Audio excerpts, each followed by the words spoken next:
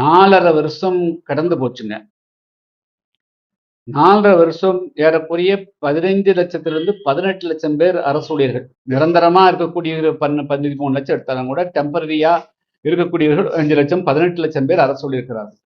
இவ்வளவு பெரிய அரசு இயந்திரத்தை வைத்திருக்கக்கூடிய ஒரு அரசு 30க்கும் மேற்பட்ட அமைச்சர்கள், 160, 270 பேர் சட்டமன்ற உறுப்பினர்கள், இவ்வளவு பேர் சேர்ந்து 4½ வருஷமா அந்த மக்களுடைய அடிப்படை பிரச்சனைகள், மிக முக்கியமான பிரச்சனைகளை தீர்க்க முடியல.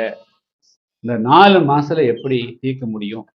கடைசி நேரம் இது நாள் வரையிலும் அரசு அதிகாரிகளை நீங்க கம்ப்ளீட்டா முழுமையா விட்டுட்டு, அல்லது அரசு அதிகாரிகளை பயன்படுத்தி உங்களுக்கு சாதகமாக அவர்களை பயன்படுத்தி கொண்டு கனிவள கொள்ளையடிக்கிறதுக்கு அவங்கள தான் கையெழுத்து போட சொல்லிக்கிறீங்க. எல்லா தவறுகளுக்கும் அவர்கள் உடந்தையா பயன்படுத்தி கடைசி நேரத்தில் அவர்களை கசைக்கப்படுவது எந்த விதத்துல சரியா இருக்க முடியும்? அதன் மூலமாக பெரிய சாதனை ஒன்றும் சாதித்துவிட முடியாது. மக்கள் மனம் மாறுவார்கள் என்று சொல்ல முடியாது.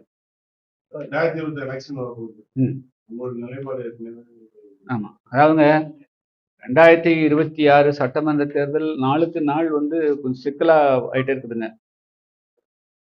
ஒரு தெளிவான அரசியல் சூழலை ஏற்படும் என்று பார்க்கின்ற பொழுது அது மீண்டும் மீண்டும் தெளிவற்ற நிலைக்கு தான் போகுது, தவிர தெளிவான நிலைக்கு வரல. புதிய தமிழகம் கட்சியை பொறுத்த மட்டும் 2026 ஒரு குரூஷியல் எலெக்ஷனாக, ஒரு மிக முக்கியமான தேர்தலாக நாங்கள் பார்க்கிறோம். என்று சொன்னால் கடந்த 10 ஆண்டு காலம் எங்களுடைய பிரதிநிதிகள் சட்டமன்றத்திலே இல்லை. மேலும் சட்டமன்ற அந்த ரிசர்வ் தொகுதியிலிருந்து வென்று சென்றவர்களும் யாருமே அந்த அடித்தட மக்களுக்கு, விளிம்புநிலை மக்களுக்கு, பட்டியலின மக்களுடைய எந்த விதமான பிரச்சனைகளுக்கும் யாரும் குரல் கொடுக்கல. தலித் அமைப்பு என்று சொல்லக்கூடியவர்களும் அவர்களும் எடுபடிகளாக மாறி போய்விட்டார்கள். அதனால புதிய தமிழகத்தினுடைய வெற்றி பிரசன்ஸ் அந்த 2026 சட்டமன்ற தேர்தலில் மிக மிக முக்கியமானதாக இருக்கிறது. எனவே நாங்கள் வெற்றி பெறுவது மட்டுமல்ல, ஆயிரக்கணக்கான பிரச்சனைகள் இந்த பட்டியலின மக்கள் சந்திக்கிறார்கள். அதாவது நாங்கள் தொடர்ந்து கடந்த 4 மாத காலமாக ஏப்ரல் மாதத்திலிருந்து அனைத்து கிராமங்களுக்கும் சென்றதனுடைய பிரச்சனைனா, மக்கள் மதுவால் மிகப்பெரிய அளவுக்கு பாதிக்கப்பட்டிருக்கிறார்கள். ஆண்கள் அதாவது மதுவுக்கு அடிமையாகி அவருடைய உடல்நலத்தை கெடுத்திருக்கார்கள். பொருளாதாரத்துல மிகவும் பின்தங்கிட்டாங்க. இந்த அரசு கொடுத்த 1000 ரூபாய் எந்த விதத்திலும் எந்த மக்களுக்கும் பலனளிக்கக்கூடியதாக இல்லை. அது இடது கையில போய் வலது கையில மீண்டும் டாஸ்மார்க்கே வந்திருக்கே தவிர அது அந்த மக்களுடைய பொருளாதாரத்தை ஒரு துளி இம்மி அளவு மாற்றி அமைக்கக்கூடிய வகையிலும் கூட இல்லைங்க. ஸோ மதுவால் அந்த மக்கள் மிகப்பெரிய அளவுக்கு சீரழிவுக்கு ஆளாயிருக்கிறாங்க. ஒரு தலைமுறையே அழிந்து போகக்கூடிய அளவுக்கு இருக்குது. அதே போல கிராமத்துல 100 நாள் வேலையை தவிர வேற எந்த அளவுக்கு உத்தரவாதமான வேலைங்கிறது எந்த மக்களுக்கு இல்லைங்க. நகர்ப்புறங்கள், பேரூராட்சி, நகராட்சிகள் எல்லாம் இருக்கிறது இந்த 100 நாள் வேலையே இப்போ முறையா எல்லா கிராமங்களுக்கும் கொடுக்கல.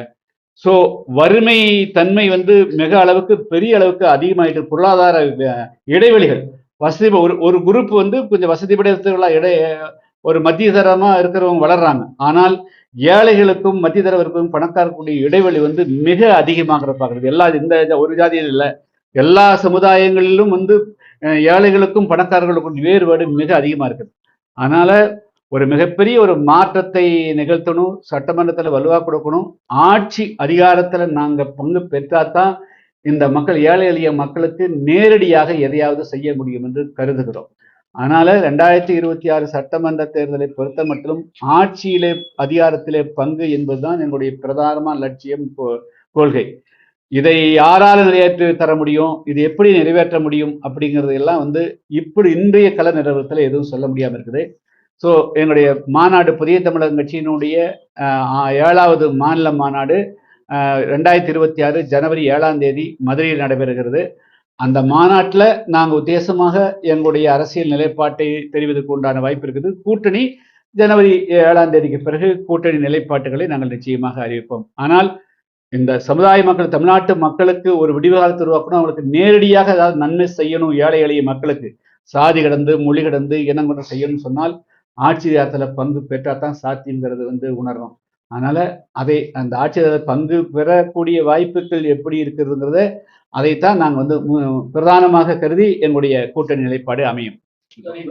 அமித்ஷா பாத்தீங்கன்னாக்கா தேசிய ஜனநாயக கூட்டணி ஆட்சி தான் தமிழகத்தில் சொல்லியிருக்கு. அதான் நீங்க பிஜேபி போறதுக்கான வாய்ப்புகள் அதிகமா இருக்கு. இல்ல நான் இப்ப நான் தெளிவா சொல்லிட்டேன். இப்ப நாங்க நியூட்ரல் தான் இருக்கிறோம். நாங்க சென்ட்ரல் பொசிஷன்ல இருக்கிறோம். எங்களுடைய நோக்கம் தமிழ்நாட்டில் 2026ல கூட்டணி ஆட்சியில ஆட்சி அதிகாரத்துல பங்கு வைக்கணும். இதுதான் எங்களுடைய பிரதானமான நோக்கம். அது சாத்தியமாகக்கூடிய வாய்ப்புள்ள அணிகளோடு தான் எங்களுடைய நாங்க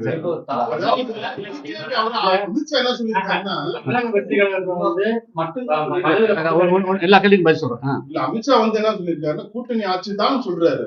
சரி, எடப்பாடி சொல்றாரு, ரெண்டாவது விஷயம் மத்திய அமைச்சர் உள்துறை அமைச்சர் சொல்றாரு. சரி, அப்ப நீங்க கூட்டணிக்கு போற வாய்ப்புகள் இருக்கா? அதான் இல்ல. அதை 2026 ஜனவரிக்கு பிறகு தமிழ்நாட்டினுடைய அரசியல் களம் எப்படி இருக்கிறது என்பதை முழுமையாக ஆய்ந்த பின்பே முடிவெடுப்பேன் தவிர அதற்கு முன்பு எந்த முடிவும் எடுக்க மாட்டோம். எங்களுடைய நோக்கம் நாங்க வெற்றி பெறணும், சட்டமன்றத்துக்குள்ள போகணும், அன்றைய அரசியல் களம் எப்படி இருக்கிறது என்பதை ஆய்ந்த பிறகு முடிவெடுப்பதை தவிர முன்கூட்டியே எந்த முடிவும் எடுக்க மாட்டோம்.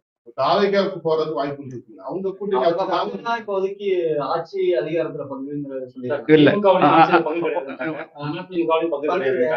இருக்கிறது தமிழக வெற்றி கழகம் மட்டும்தான் இருக்கு. அப்போ உங்களோட கூட்டணி அதுல போகும். அதாவது தமிழக வெற்றி கழகம் இப்ப தமிழ்நாட்டில் புதிதாக அரசியல் களத்துக்கு நுழைந்திருக்கிற ஒரு இயக்கம். அவர்கள் நாளுக்கு நாள் தங்களுடைய செல்வாக்கை தமிழகத்திலே அதிகரித்து வருகிறார்கள் என்றே தோன்றுகிறது. அந்த தன்னுடைய விசுவாசம் இருக்க தொண்டர்கள் முழுமையும் அவர் அரசியல் செல்வாக்காக, அரசியல் வாக்கு வங்கியாக மாற்றுவார்களா, இன்னும் அதை பன்மடங்கு ஆக்கி வெற்றிக்கு கொண்டு வருவார்களா என்பதெல்லாம் தொடர்ந்து அவர் சனிக்கிழதோறும் நடத்தக்கூடிய அந்த பரப்புரையினுடைய நிறைவாக, அல்லது டிசம்பர் மாதத்துக்கு பிறகு அரசியல் களம் எப்படி இருக்கிறது என்று அதையெல்லாம் நாங்கள் கணித்த பிறகு நாங்கள் முடிவெடுப்போம். ஆனால் கூட்டணியில் பங்கு, ஆட்சியில் பங்கு அப்படிங்கிற போது நிச்சயமாக நாங்கள் யாரையும் ஒதுக்க மாட்டோம், புறந்தள்ள மாட்டோம். அதில் தமிழ்நாடு வெற்றி கழகத்தையும் நாங்கள் நிச்சயமாக கணக்கில் கொண்டே எங்களுடைய அரசியல் யுத்தியை வகுப்போம்.